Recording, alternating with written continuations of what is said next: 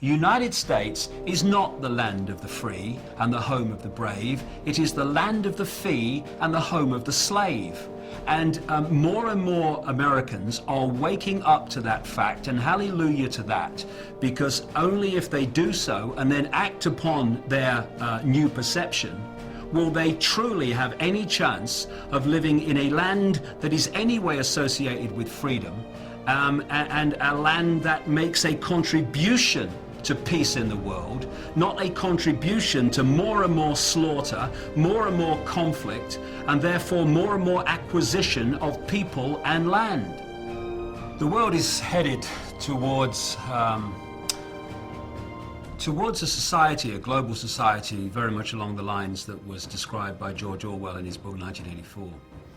I'm almost hesitant to use the phrase, the world is heading, because the world is to a large extent there. It's not a case of whether we are going to allow the world to go into a police state. We already are in one. The question is, how deeply are we going to allow it to happen? The reason now that we're seeing more and more of this police state around us in a form that we can see and cannot any longer deny is because humanity is waking up.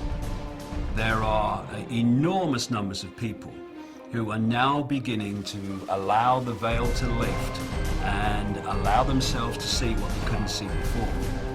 When I started talking about all this 20 years ago and writing about it, I was talking to a man and a dog when the dog could be bothered to turn up. I was the nutter in Britain, the person people laughed at and dismissed. Now I talk to thousands of people at a time, and my work is known all over the world.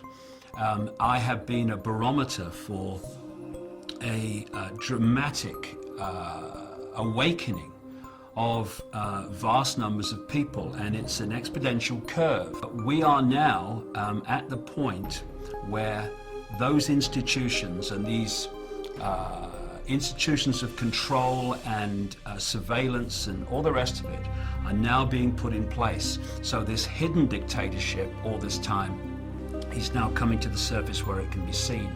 And this gives us an opportunity for people to actually start to do something about what's happening, because instead of being some far off sometime over the rainbow, it might come sometime, it's now in our face. The police state is staring us in the eye, and it's getting more and more imposed upon us, and more imposed on society every day.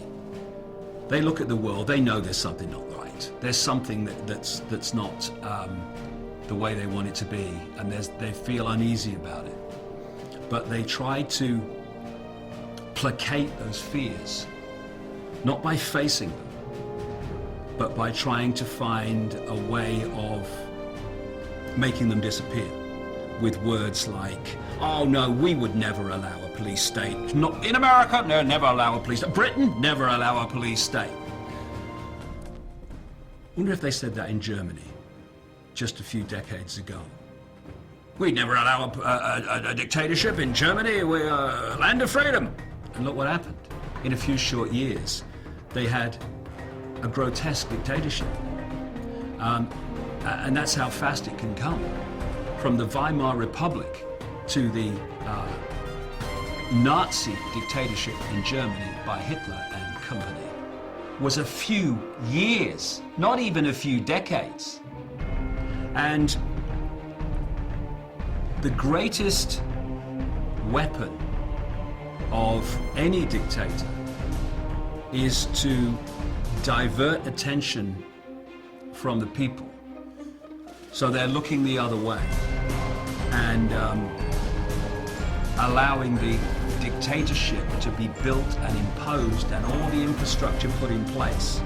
So by the time they absolutely have to face reality, it's all there, it's all done. I'm sick of this, and I'll tell you why I'm sick of it.